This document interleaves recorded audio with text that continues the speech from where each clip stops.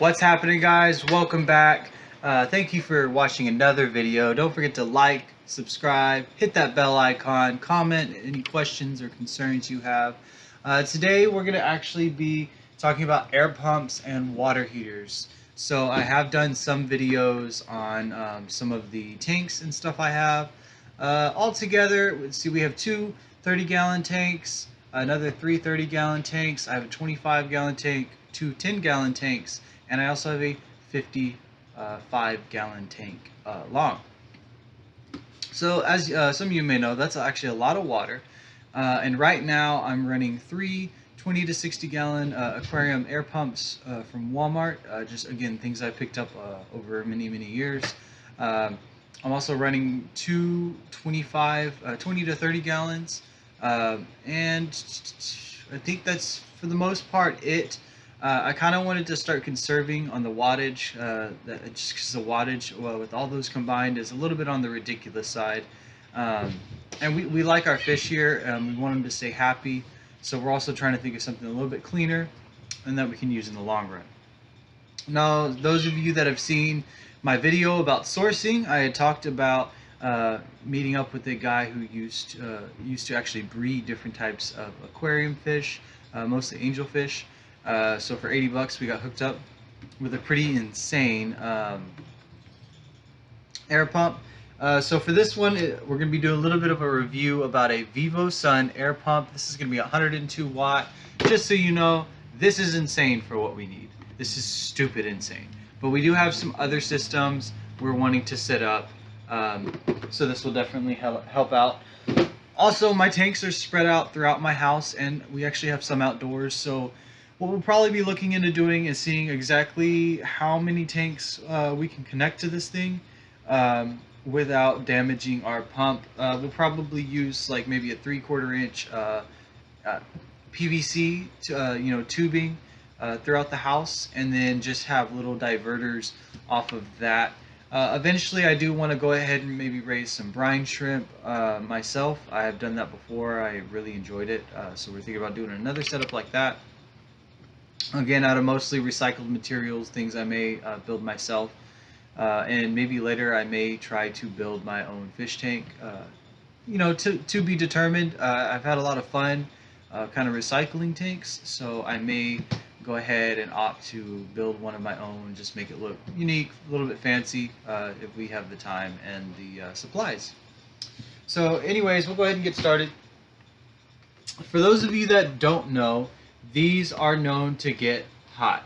I've already searched all of the online results for it, different reviews and stuff, and everyone seems to like it. There are a couple of things that this pump are known for. One, it is not quiet. It is not quiet at all. And they get to operating temperatures at about 100 to 120 degrees. Now that's not as bothersome to some, because they do have a heat sink, but I do want to go ahead and I'll probably try to build some sort of box, almost like a computer tower. If anything, I may actually try and get a reused, repurposed computer tower where the CPU fans still run, and try to set this in there on some sort of suspension to really help keep down noise and temperature, and also that way it just help give it a little bit more sleek of a look, and something I could probably set up close to our ceiling somewhere. I am thinking about doing it maybe halfway, so that way it pushes across the whole house on a circulatory loop. We also have an external water heater here. Eventually I would like to figure out a way of building a system to where all of our tanks would run on this said water heater here, but that would require a lot of work and different maintenance, and probably a whole lot of piping that would be pushing water. I don't really want that to happen necessarily. I feel like that's a little bit OP for what we're trying to do here. But if the time comes around where that is an option, we will be checking into this external heater. And again, I got this external heater, the air pump. I also got all of the different breeding clay pots, and I think I got some tubing. Oh, and I got all of my air filters I was telling you guys about. I got 4 of these and sorry, 8 of these and 8 of these. Again, all for $80. It was not a bad purchase at all. The air pump alone is worth almost 100. I think it goes for $92.99 on Amazon. So if you want to check it out, feel free to check it out. There there are some smaller options for those of you that are just getting started. Again, it was just I got this for probably 20 to 40 bucks. So as far as I'm concerned, I got the largest one for a really good deal. Um, so I'm gonna go ahead and show you guys what I'm working with. Ooh. As you can see, it's a fairly decent sized pump. It's got about a 4.9 foot is what cord is what the ad was saying on Amazon. It has a brass fitting that screws in here, and it comes with the standard flex tubing, and it's actually got a 12 splitter valve bar. This thing is very nice. I've never had the luxury of working with one quite like this. I'm going to go ahead and kind of connect it, and I'm also going to plug it in so you guys can see how loud it is and kind of understand what I'm referring to as we discuss this today. Let's see if we can get it on. There we go. Now we just want some resistance because the resistance is going to make it a little bit louder. And I've also seen some different designs that can help with noise. One being adding tubing here on the inlet. This is where the air comes in on the air pump. And from what I understand, this is a single piston air pump. So get ready to hear the noise. There we go. So I don't know if y'all can hear that. I mean, it's not crazy. I definitely, with all the air pumps we have combined, it would probably sound similar. And also, we wouldn't have the air, you know, the sound of the air coming out here of the valve. It smells nice, like the air, it smells pretty fresh, kind of like air compressor. A lot of times that wouldn't matter, but considering this is a used air pump, you know, you definitely don't want to smell like old fish water or anything like that. And again, like you can already kind of feel it warming up a little bit. Not too crazy, but it's not you know, cold room temperature anymore. It is starting to get kind of warm. So I'll go ahead and unplug that. And as you can tell, it's got some noise to it. It's not as pleasant as one of our little quiet 20 to 60 gallons that you would be familiar with. But in terms of numbers, it's got some pretty good numbers on it. So the 102 watt is a 1750 gallon per an hour, 12 outlets. So that's 1,750 gallons per an hour. Generally speaking, you need to push 3 times your gallons, whatever, you know, gallons you're going to be working with overall. It's also going to be 120 volt, and the tube size is going to be a 1/4 inch. So this particular one is a commercial air pump, and it's for aquarium and hydroponic settings.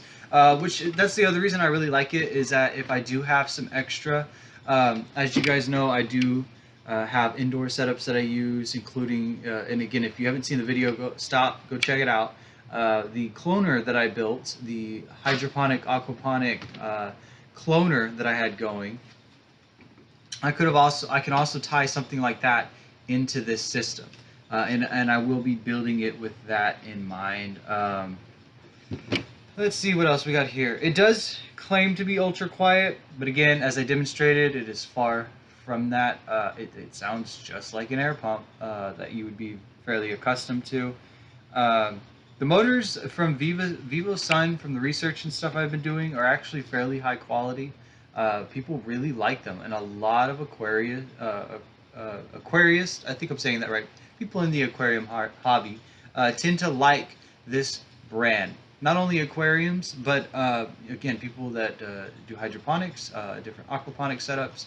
When you just need a heavy-duty air pump, they get something like this. In fact, some of our, like the really OP systems, where they are running a lot of fish tanks, will run 2 of these systems on a continual loop system simultaneously.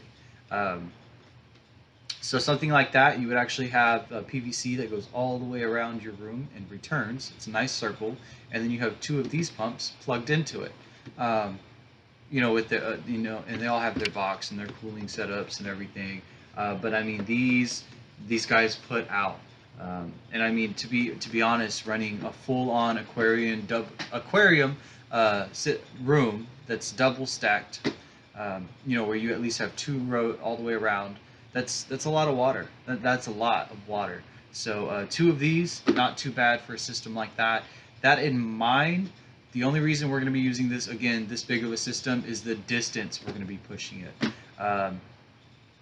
We're probably going to be pushing it about 50 feet in any direction in some cases, and some of them having multiple outlets, like my dragonfish tank, Loki's tank, that we have in our bedroom. We're going to actually have a sponge filter about yay big, and we're also going to have, I have a one of those airstone just little plates, the little flat ones, the long ones. I got some short ones over here somewhere. One of these, but it's like the you know, the long one.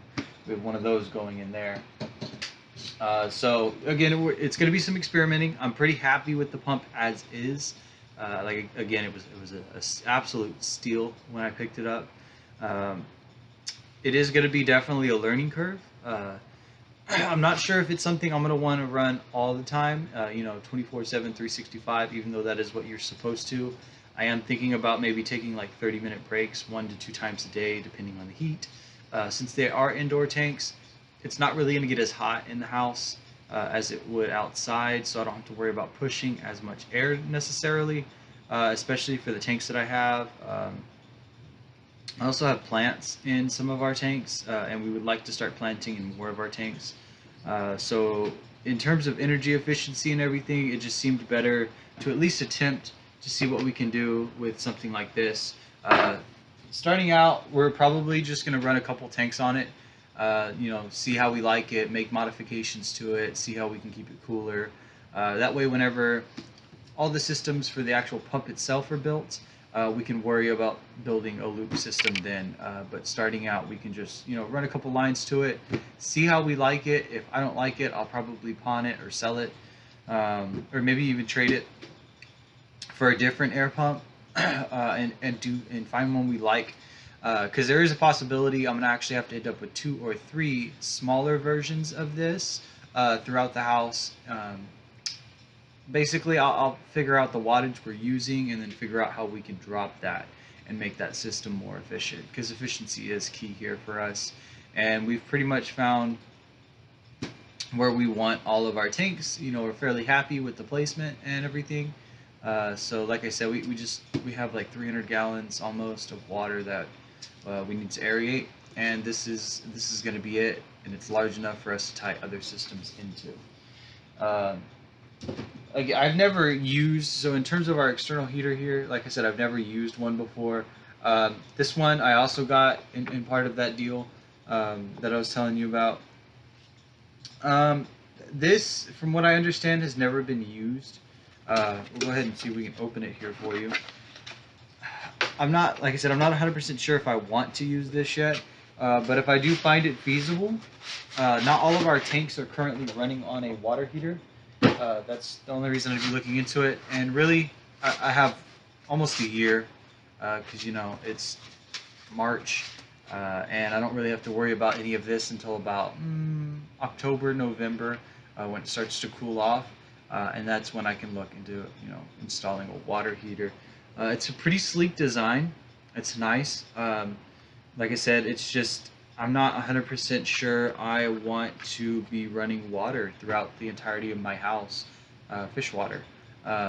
We're going for sleek, you know, nice designs, a little bit more self-sustaining, things I don't have to worry about all that much. But if I do have some systems that are maybe you know, problematic later on that I want to use, I may, you know, put this on just a couple of the systems, maybe not the whole house, because I do, like I said, I do have some water heaters going, and I use them on normally my more sensitive fish, so like our dragonfish goby, our crawfish tank. So my son's bedroom actually has a 25-gallon tall tank on a stand, and there are crawfish and guppies and water snails in there, and also some ghost shrimp. That tank has a water heater just because those of you that have any crustaceans or anything, they're fairly sensitive. They get pretty complainy when they don't like their conditions. And again, the crawfish are the rescue crawfish. I think I had mentioned in another video. Um, they probably would have died had I not taken them. Um, Someone was draining a tank and they just didn't want them, so I was like, I'll take them. We'll give them a good life. We have no intention of eating them, so we'll just let them grow out and live life best they can. And if I do find a natural tank or reservoir that I like, maybe someone wants to add crawfish in, I may try to put them in there. Let them live out the best life they can. um, we do try to help out animals here best we can, and a lot of the animals we have are actually rescues. Again, sourcing. Watch that video. Check it out. Uh, but that's going to be pretty much it for today. I really appreciate you guys for your time. I hope this helped. I know it was just really kind of like a simple review, but I will at least post another video later on as we're building the system, so y'all can learn as I learn. We can all learn as we go. So this would just be kind of like a part one video.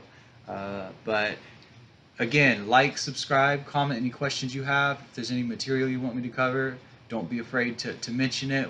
I'll build something and cover it. I love these little science experiments that we do.